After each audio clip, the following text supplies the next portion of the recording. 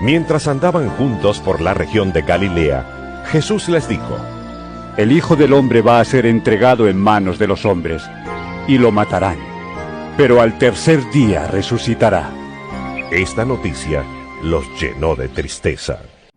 En leyendo la Biblia, hoy nos toca ver la parte del verso 22 y verso 23 del capítulo 17, que es lo que estamos leyendo ya en uno de los, podríamos decirnos, sería ya el cuarto relato. Y para ello encontramos que dice que Jesús anuncia por segunda vez su muerte.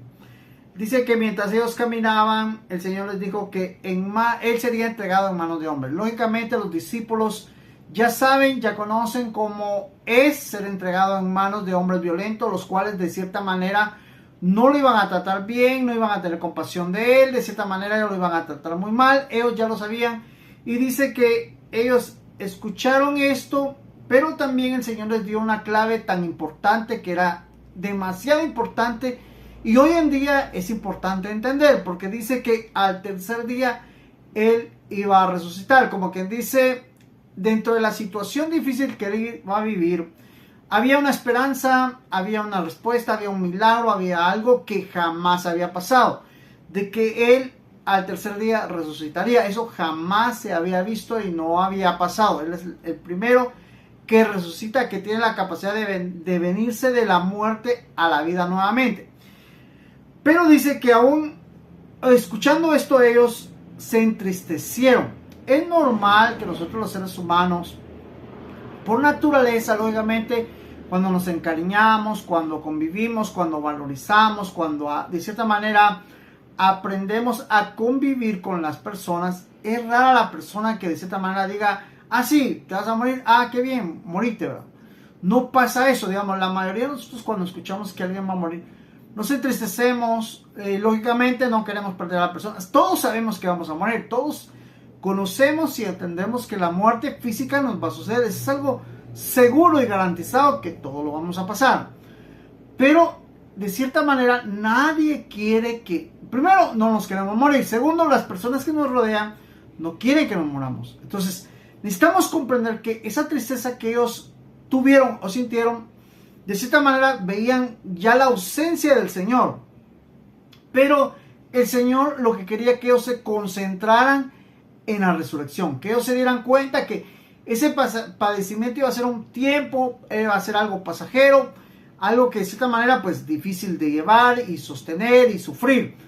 Pero él tenía puesta la vista no en el sufrimiento, sino en la resurrección, la capacidad de volver a tomar la vida, que era algo que Dios le había dado a él y que solo él podía hacerlo. Entonces ellos no se centraron en eso, sino que ellos sintieron tristeza, se sintieron muy mal por haber escuchado lo que el Señor les había dicho. Entonces, eso es lo que entendemos. En su humanidad se centraron en algo que no quería el Señor que se centrara, sino que se centraran en algo que era la resurrección. Cuando Jesús y sus discípulos llegaron a Cafarnaún, los que cobraban el impuesto para el templo fueron a ver a Pedro y le preguntaron: ¿Tu maestro no paga el impuesto para el templo? Sí, lo paga, contestó Pedro. Luego, al entrar Pedro en la casa, Jesús le habló primero diciendo: ¿Tú qué opinas, Simón? ¿A quiénes cobran impuestos y contribuciones los reyes de este mundo? ¿A sus propios súbditos o a los extranjeros? Pedro le contestó: a los extranjeros. Jesús añadió: Así pues, los propios súbditos no tienen que pagar nada. Pero para no servir de tropiezo a nadie, vete al lago, echa el anzuelo y saca el primer pez que pique. En su boca encontrarás una moneda que será suficiente para pagar mi impuesto y el tuyo. Llévala y págalos. En este punto que nos toca que ver, dice el pago del impuesto para el templo. Abarca el verso 24 al verso 27, donde nos cuenta el relato sobre lo que sucedió en ese entonces. Dice que ellos andaban por un lugar que se llamaba Cafarnaún, lo cual pues los cobradores de impuestos del templo se acercaron a Pedro y le hicieron una pregunta. Lógicamente Cristo escuchó y le dicen: tu maestro no paga el impuesto del templo. Entonces empieza algo donde Pedro contesta de cierta manera de una manera certera, porque él sabía que sí lo iba a hacer Cristo, y le dice que él sí iba a pagar. Entonces cuando Pedro vuelve a entrar donde está Cristo, y Jesús le hace una pregunta y le dice, ¿quiénes son los que deben pagar impuesto? ¿Los súbditos, los reyes o los extranjeros? Pedro le contesta, son los extranjeros, Señor. Entonces los súbditos, él aclara, dice, los súbditos no deberían pagar nada. ¿Por qué? Porque los súbditos daban diezmo, aparte de eso estaban al servicio del rey, aparte de eso prestaban ciertas cosas y de cierta manera estaban ahí sí que como servidores de un rey.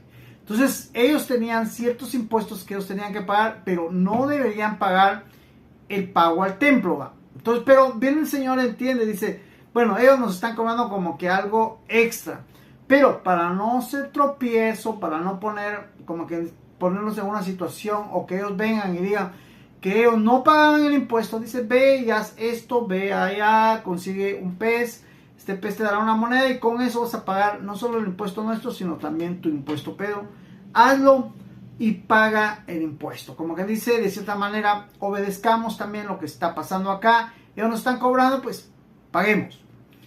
Vean lo interesante que es esto.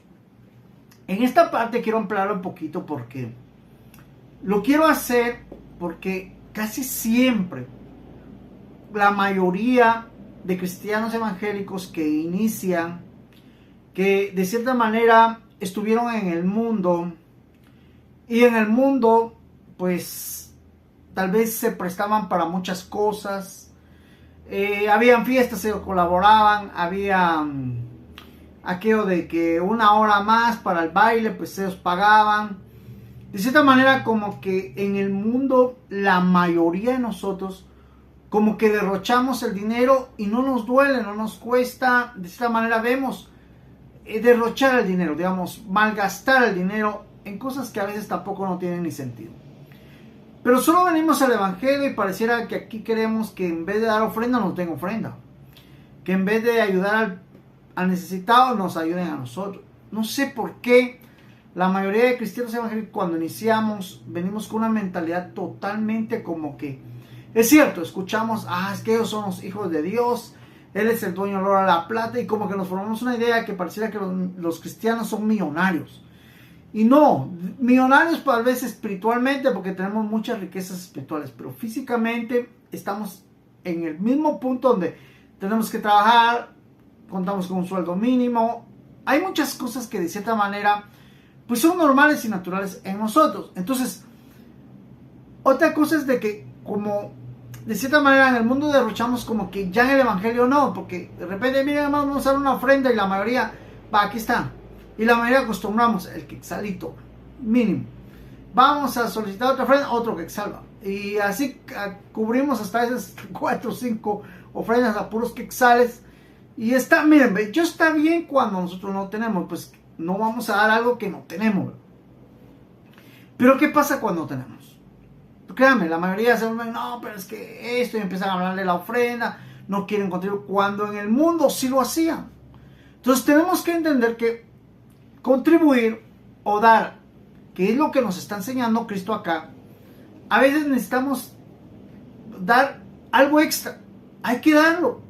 No ser tropiezo, no venir y decir, no, yo no voy a dar por esto y lo otro, no. Tratemos de cierta manera encontrarle armonía al sentido de dar. Tratemos de cierta manera romper esa naturaleza de que en el mundo sí damos y aquí no. Tratemos de cierta manera romper ciertas cosas que a veces nos impiden, que como que nos volvemos tacaños ya cristianos. Tratemos de romper y no se tropieza a los demás, que de cierta manera yo doy, pero yo tal vez yo puedo dar, pero yo doy un quetzal. Y lógicamente el pueblo va a decir, si aquel teniendo no da más, yo ¿por qué voy a dar más? Entonces, a veces, veamos el cuidado de Cristo. Él no quería hacer tropiezo, Él no quería que alguien pensara mal, entonces Él se apega. Entonces, a veces nosotros necesitamos tener esa mentalidad para poder no ser tropiezo, para no poder tal vez evitar a aquellos que sí quieren dar, pero a veces cuando opinamos o hablamos mal de la ofrenda o hacemos ciertas cosas que ciertamente hay personas que dicen, bueno, si él no da, pues ¿por qué tengo que dar yo, va? Entonces, hablo todo esto porque realmente hay que sacarle el máximo a cada cosa que estamos viendo Y en esta parte, quiero hablar de esta parte porque yo les digo, yo lo vi, inclusive yo lo viví. Pero cuando yo entendí que Dios era un dador y que te iba a dar de poco y poco a poco te iba a ir subiendo, yo me propuse algo. Yo dije, al principio yo daba un quetzal, créanme, yo daba un quetzal porque era lo único que podía dar y vive Dios que no podía más. Pero después cuando yo le dije al Señor, bueno, si tú me das, yo le subo a dos quetzales. Si tú me das, le subo a 3 quetzales. Si tú me das a 4, créanme, llegué hasta 7 quetzales. Bueno, hoy en día, pues, lo que Dios ponga en mi mente, y lógicamente este es mamba. Pero estoy tratando de hablar esto porque definitivamente esa es la idea de nosotros y debería ser la idea nuestra para entender que conforme estamos dando, lógicamente Dios también va a proveer, porque Él dice que en lo poco somos fieles, sobre mucho nos pondrá. Entonces, esa parte la tenemos que ir ejerciendo poco a poco. No empecemos con lo mucho y cuando nos podemos quedar sin nada. Entonces, tratemos de ir poco a poco y el Señor, conforme nos va bendiciendo, nosotros vamos dando para no ser tropiezo, para contribuir, para ayudar la obra del Señor de cierta manera en lo que es necesario, para que realmente también apoyemos lo que es el evangelismo, el llevar la palabra de cierta manera a otras personas que aún no lo conocen.